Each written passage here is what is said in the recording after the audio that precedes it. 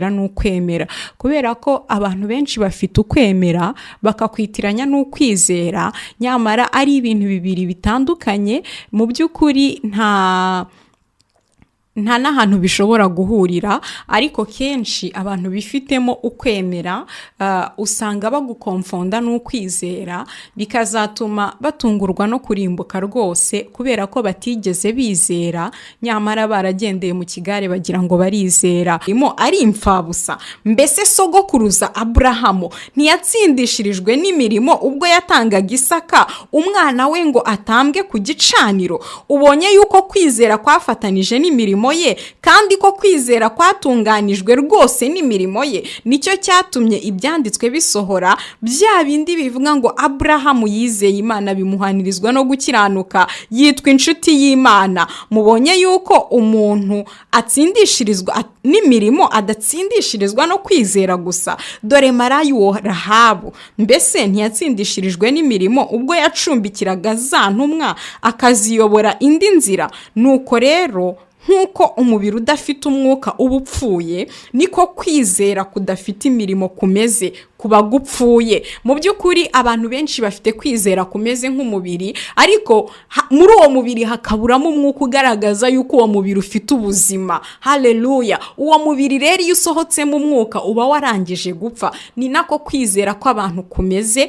Kwizera kwawe nta gutsindishirizwa n'imirimo gusa, ahubwo utsindishirizwa n'imbuto zaturutse muri kwa kwizera kwawe. Bivuga ngo ntushobora kwifata ngo ngiye kujya nkora imirimo ngo kwizera ntacyo bimbwiye. Imirimo ukora utizera yose irapfuye, kuko urufatiro rw'agakiza ni ukwizera. Ariko noneho iyo umaze kwizera ukakira umwami Yesu, hari igikurikiraho, haza imbuto za kwa kwizera. Kuko ntago kwizera ari ikintu gipfuye kiri muri wowe, ahubwo ni imbuto ishibuka igaragazwa n'imirimo ukoreshwa nuko kwizera. Rimwe na rimwe hari igihe iyo mirimo nyine ibimeze nka biriya Aburahamu yabwiwe gukora, akajya gutanga Isaka nta bindi byiringiro. Umuntu akaza kugusaba ibyo kurya, nawe wari ufite ayanyu umucungira aho uzahahisha ejo, ariko kwizera kwawe kukakubwira ko ugomba kuyamugaburiramo, kuko wumva ari cyo umwuka wera ari kugutegeka muri ako kanya. Kwizera rero kudafite imirimo kuba gupfuye, kandi uko n'ukwemera gusa ntago ari ukwizera.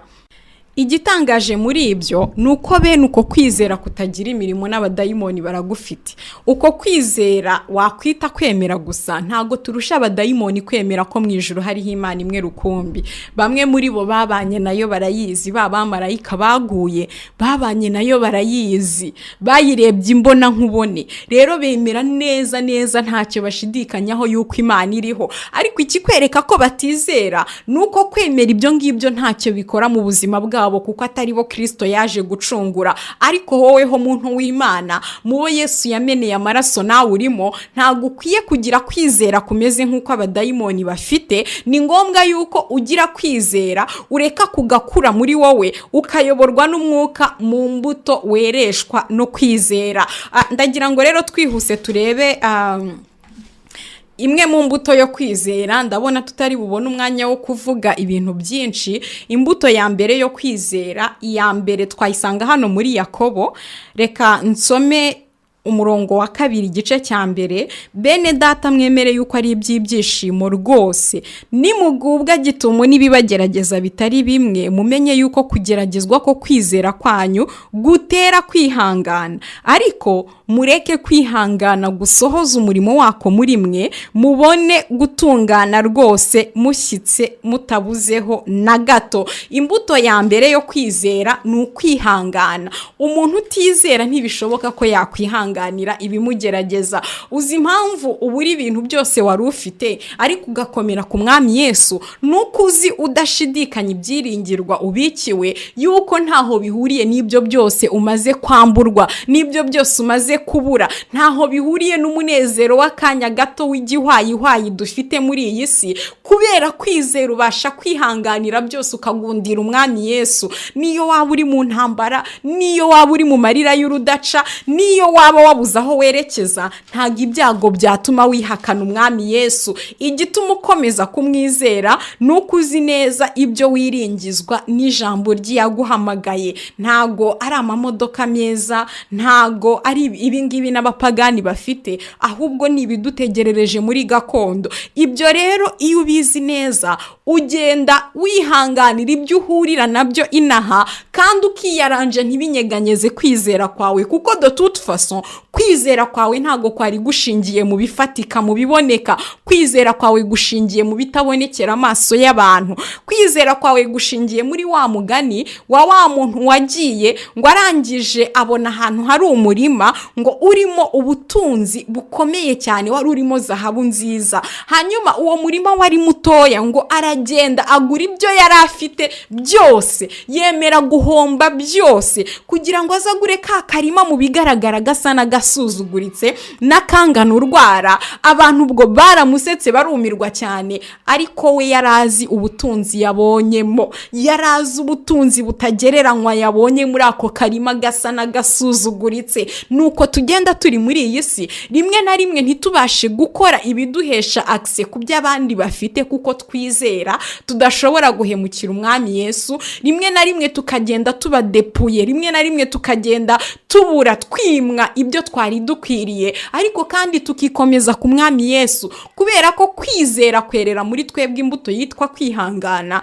Ariko ikidushoboza kwera iyo mbuto nuko tudashaka kubura ibyasezeranijwe, nuko tudashaka kubura ibyiringirwa bya nyabyo. Ureke ibingibi by'igihwayihwayi tubona byarangiza bikanaduponyoka bikaduca mu ntoki, bya bindi bizashirana n'iyi si izashira. Ntago ari ibyo turimo duharanira, si ibyo turi kumaranira. Nubwo ubutumwa buvuga kuri prosperity bwangije ibintu byinshi, ariko abantu b'Imana baracyasobanukirwa ibyo biringizwa n'iyabahamagaye, yuko batera imbere batatera imbere bazikomeza ku Mana yabahamagaye. Imitini yatoha itatoha, ibyo ngibyo ntacyo bibabwiye. Ibyiringirwa biri Siyoni, imvura yagwa itagwa, ibyiringirwa tubitegereje Siyoni. Bene data, naho imitini itatoha, inzabibu ntizera imbuto, nta kabuza yuko twishimira Uwiteka.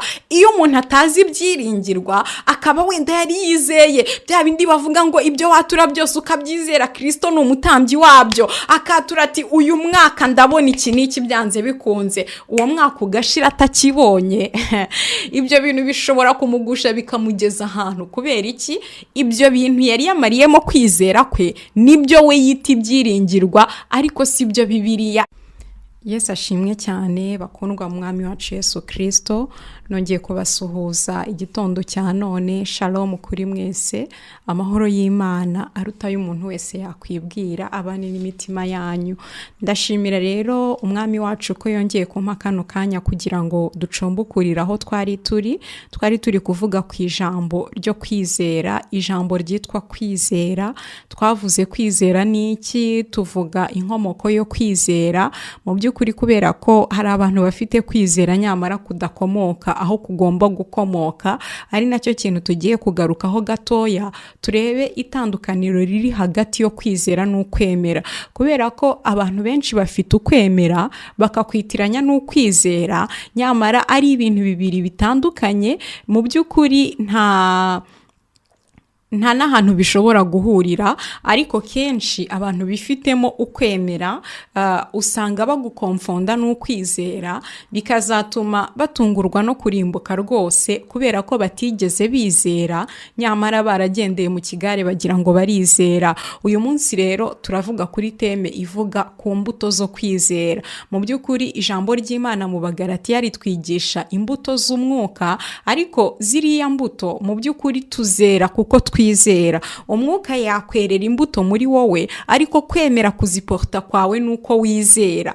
Hanyuma umurimo umwuka arimo akorera mu buzima bwawe ukabasha kugaragarira bose. Dusenga Imana rero tuganire kuri aya magambo. Data, mu izina ry'umwami wacu Yesu Kristo, ndagushimye igitondo cya none yuko ari wowe unyemereye kugira ngo dufate kano kanya mwami, twongere tuganire ku by'ubugingo, twongere dusangirire ku meza yawe mwami kuri uyu umutsima utera imbaraga muri uru rugendo. Mwami wanjye, niyo mpamvu nguhaye kano kanya kugira ngo uze utwigishe. Twebwe ubwacu mwami ntago twabasha kwiyigisha, ntago ari byinshi twakwisobanurira, ariko umwuka wawe niwe dukontaho, kuko niryo sezerano twahawe yuko uwo nguwo ubwazaza niwe uzatsinda bisa bemeza iby'ibyaha byabo, abemeza ibyo gukiranirwa n'iby'amateka, kandi mwami natwe azatwigisha byose, niko ijambo ryawe ryadusezeranije. Ni ukuri turakwinginga kugira ngo unyuze muri uwo mwuka wawe w'ukuri ureke utwigishe, utuganirize, ubwenge bwacu buhumurwe n'ijambo ryawe, kandi mwami wanjye twisange mu by'ukuri turi kuzuza ibisabwa byose muri uru rugendo. Kandi ndasenga kugira ngo iri jambo rizane impinduka, umuntu wisanga yemera agatizeraga umuhe kwizera kuzuye. Mwami wanjye, uwisanga yizeraga ibitari iby'ukuri umuhe kwizera kuzuye. Uwisanga Uwiteka mwami wanjye atarimo yera izi mbuto zo kwizera, ndakwinginze kugira ngo utume buri muntu wese mwami ibitari bikosotse muri we, ibitari bisobanutse muri we ku kintu kijyanye no kwizera bisobanuka, kandi Uwiteka bigira ishingiro, bifate ihame rifatika mu buzima bwacu. Ngaho bana natwe twigishe, tuganirize, mu izina ry'umwami Yesu dusenze twizeye, amen, amen. Imana rero iduhana umugisha. Uyu munsi tugiye kuganira ku magambo avuga imbuto zo kwizera. Mu by'ukuri uku kwizera twahawe ntabwo ari urubuto rugera mu buzima bwacu ngo bupfiremo, ahubwo rurashibuka rukera izindi mbuto nyinshi. Ariko ikizakubwira ko imbuto uri kwera ari izo kwizera, ni uko iteka ari imbuto zigukonekita n'ibyiringirwa. Kuko nk'uko twasomye mu gitabo cy'Abaheburayo igice cya 11 umurongo wa 1, kwizera ni ukumenya rwose ibyiringirwa udashidikanya yuko bitazaba. Mu yandi magambo, imbuto zo kwizera ni izirushaho kugukonekita n'ibyiringirwa niyo utarimo ubona uburyo uri kubiganaho, ni izirushaho gutuma wumva uri konekite n'ibyiringirwa niyo circumstances zaba ziri gutuma mu by'ukuri wakabaye ureka kwizera. Impamvu rero abantu batabasha kwera imbuto zo kwizera mu by'ukuri nuko ubwabo batigeze bizera. Ndashimira Imana kuba ngiye kubaganiriza kuri aya magambo narabahaye ku buhamya bwanjye. Ndagira ngo mbibutse igice cya mbere cy'ubuhamya nabahaye, ni igihe nabayeho ndi mu rusengero nkorera Imana, ndi umuririmbyi rwose, gahunda zose nzitabira. Ariko igihe kiza kugera, umuntu w'Imana aje atuganirije ku gakiza, aje atuganirije ku kwizera, numva ibintu ari kuvuga n'ubwa mbere nabyumva ntaho bihuriye n'ibyo jyewe nsanzwe nizera. Ibyo byiringirwa ari kuvuga bitubikiwe sinigeze mbyiringira, kuko icyo nari ntegereje ku Mana ni ibya none byo muri ubu bugingo. Nzi neza yuko Imana ni se w'imfubyi, igaburira abashonje, yishyurira abakene. Ni ibyo byiringirwa nari mfite, ariko bitagize aho bihurira n'ibyo twiringizwa no kuzaboneka k'umukiza wacu Yesu Kristo. Abantu benshi rero usanga bari mu nsengero zigiye zitandukanye, ariko bafite ibyiringirwa byo mu bugingo bwa none, badafite ibyiringirwa twiringizwa no kwizera. Kuko ikintu gitandukanya ibyo byiringirwa bibiri nuko ibyo mu bugingo bwa none hari abantu babifite batarigeze bizera umwami Yesu. Waba wiringira yuko uzubaka urugo rw'umugisha rwiza, rurimo umugabo w'imfura, rurimo umugore w'umwana mwiza, hari abantu batizera umwami Yesu bubatse bene izo ngo. Waba wiringira yuko Imana izaguha urubyaro nyuma y'imyaka ishize yenda utararubona. Mu by'ukuri ni byiza kuko Imana itanga urubyaro, ariko ntago icyari kimwe mu byiringirwa twiringizwa no kuzaboneka k'umwami wacu Yesu Kristo. Kuko hari abatamwizera babyaye, baranabyara impanga, barabyara amatriple. Hari abatamwizera babyaye. Hari igihe kigera bikaba koko bigusaba kwizera kugira ngo ubyare, kubera ko wenda wamaze gucirwaho iteka.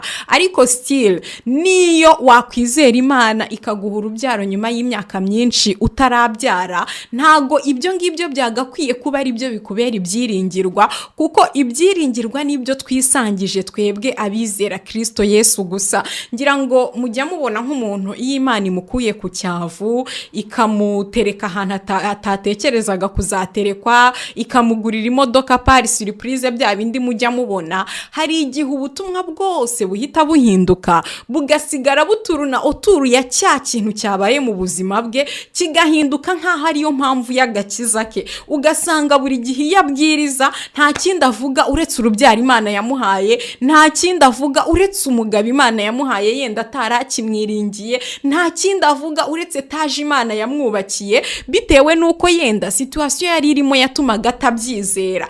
Ariko niyo ibyo byose wabibona, iyo uri umuntu wuzuye ibyiringirwa twiringizwa no kuzaboneka k'umukiza wacu Yesu Kristo, ibyo byose bikubera impamba y'urugendo, ariko ntago uhindukiza amaso yawe ngo bari ibyo ufiksaho, kubera ko hari benshi babifite, hari benshi hari n'ibindi bintu bijya bibaho.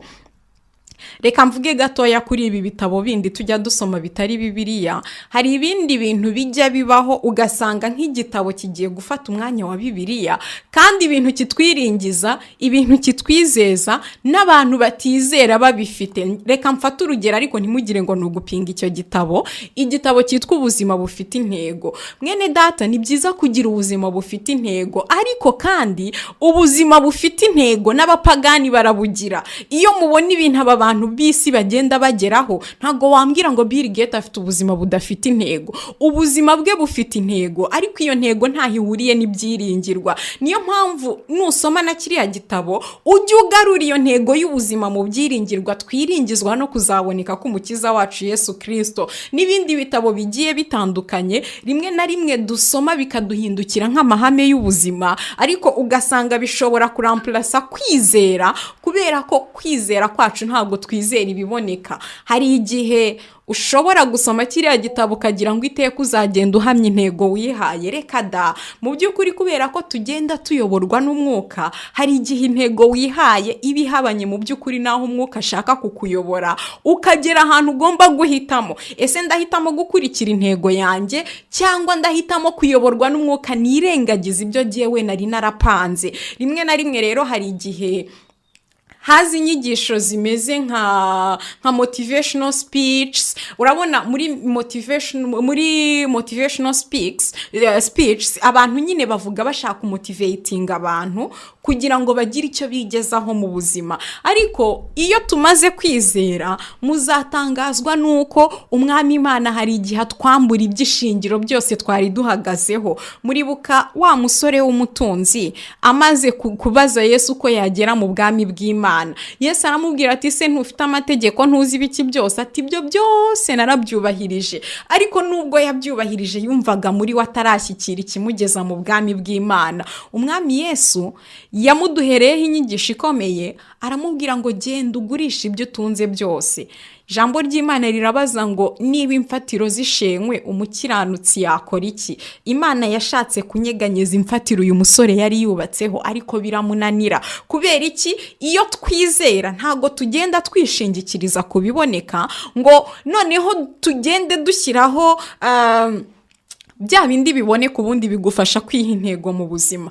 Za ntego wihaye mu buzima iyo zidashingiye ku buyobozi umwuka wera guhaye, zikaba zishingiye ku byo wiringizwa nuko ubireba ubifite. Yesu yigeze kubwira Tito ngo hahirwa uwizera atabonye. Hari ibyo twiringizwa n'umwami Imana kandi tutaruzi uyu munsi, ariko kuko kwizera ari ukumenya ibyiringirwa tudashidikanya, tuzi ko ibyo twiringizwa n'umwami Imana tuzabihabwa.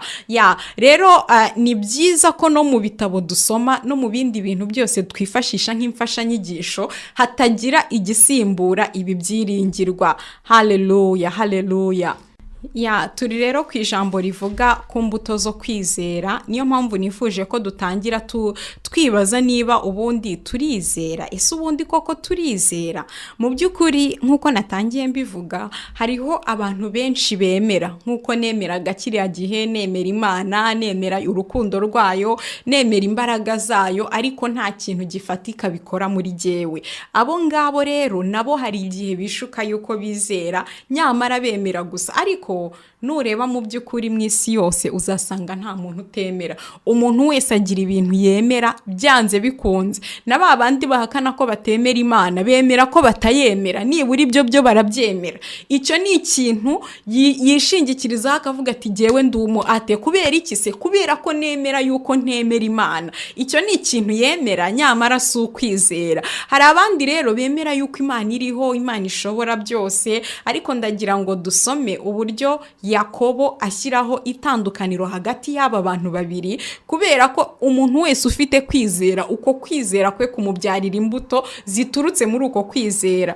Turasoma mu gitabo cya Yakobo ibice byaho bibiri, turasoma ku murongo wa 14. Haravuze ngo mbese bene data byavura iki ko umuntu yavuga yuko afite kwizera nyamara akaba ari nta mirimo akora? Ndagira ngo iyo mirimo ukoreshwa no kwizera uba ariyo wumva nk'imbuto zo kwizera, cyangwa se nushaka uhashyire imirimo yo kwizera, kubera ko igituma ukora iyo mirimo ni ukuyisunikirwa no kwizera. Rwa rubuto rwo kwizera watewemo rurashibuka, rwamara gushibuka rugatangira kwera imbuto, ariyo mirimo dukoreshwa no kwizera. Arabajije rero Yakobo ngo mbese bene data byavura iki niba umuntu avuga yuko afite kwizera nyamara akaba ari nta mirimo akora? Bene uko kwizera kwabasha kumukiza? Uku kwizera rero niko naje kwita kwemera, kuko iyo usomye mu Gifaransa iri jambo bavuga croyance. Donc hari ijambo ryitwa croyance, hari ijambo ryitwa la foi. La croyance et la foi, ijambo la croyance nabuze ikinyarwanda kirikwiriye, napfuye kuryita kwemera, ariko nuryumva wumve ko ari croyance. Hanyuma ngo mbese bene data byavura iki niba umuntu avuga yuko afite la foi?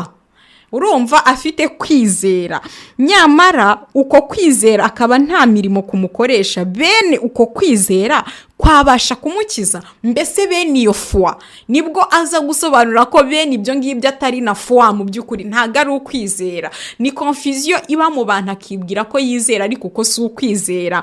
Ngo bene uko kwizera kwabasha kumukiza, cyangwa se hagira mwene data w'umugabo cyangwa w'umugore wambaye ubusa kandi akaba abuze ibyo kurya by'iminsi yose, maze umwe muri mwe akamubwira ati genda amahoro ususuruke uhage, ariko ntimumuhe ibyo umubiri ukennye, byavura iki?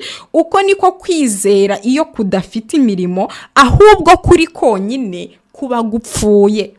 Uko niko kwizera iyo kudafite imirimo, ahubwo kuri konyine kuba gupfuye. Hari abantu bafite kwizera gupfuye bakibwira yuko bafite kwizera kuzima, kubera ko babivuga kenshi. Hari ijambo ryigeze kunyobya cyane, ni ijambo bakundaga kudusomera kenshi iyo batubwiraga kwatura amagambo cyangwa ibyo twizera. Ni ijambo rivuga ngo Kristo ni umutambyi w'ibyo twizera tukabyatura.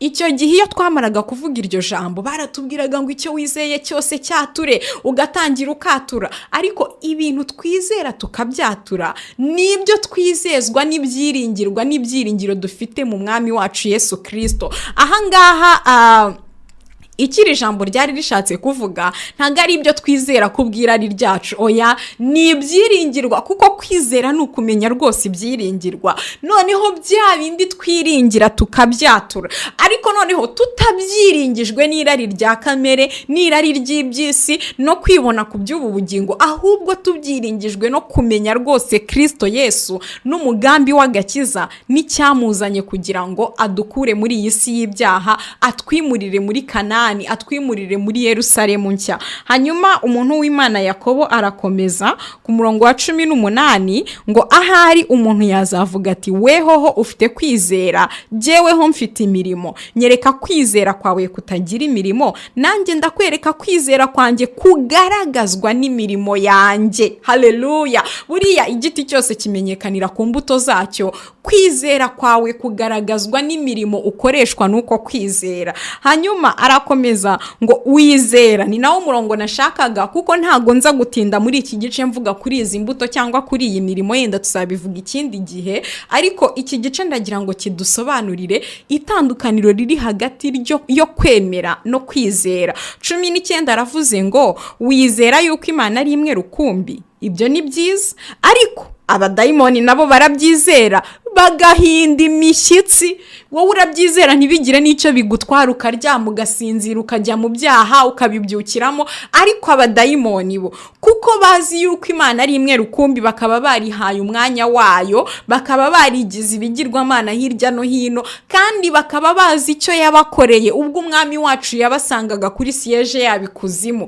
Barabyizera byarangira bikabahindisha umushyitsi kubera ko bazi neza iteka bamaze gucirwaho. Naho iyo umuntu yemera afite kwizera gupfuye cyangwa ukwemera gusa, usanga ibingibi babizi yuko hariho Imana imwe rukumbi, yuko izaciraho iteka abazima n'abapfuye, ariko kuko ibyo bintu atabyizera mu by'ukuri, ntabure kwikorera ibyo ashaka byose, ntabure kwiberaho mu buzima bw'ibyaha, ntabure kwikorera ibitukisha izina ry'Imana, kandi ibingibi babizi ahora nabihamya.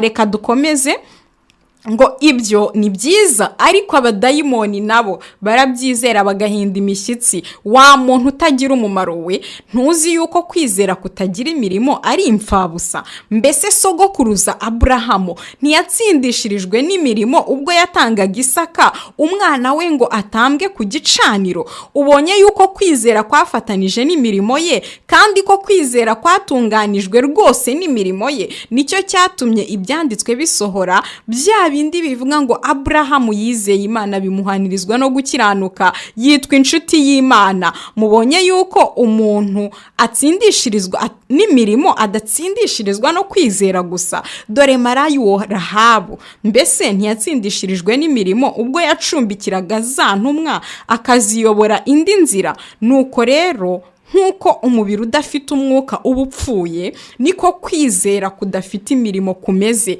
kuba gupfuye. Mu by'ukuri abantu benshi bafite kwizera kumeze nk'umubiri, ariko muri uwo mubiri hakaburamo umwuka ugaragaza yuko uwo mubiri ufite ubuzima. Haleluya! Uwo mubiri rero iyo usohotsemo umwuka uba warangije gupfa. Ni nako kwizera kw'abantu kumeze.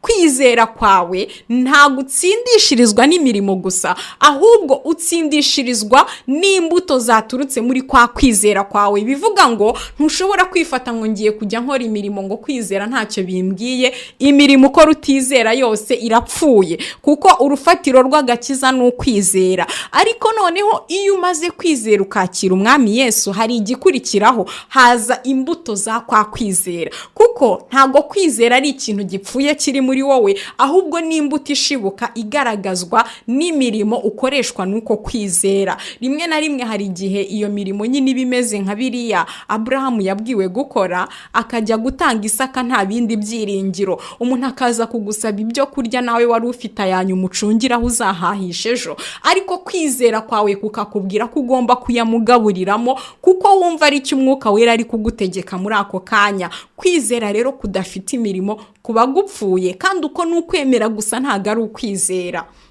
Igitangaje muri ibyo ni uko bene uko kwizera kutagira imirimo n'abadayimoni baragufite.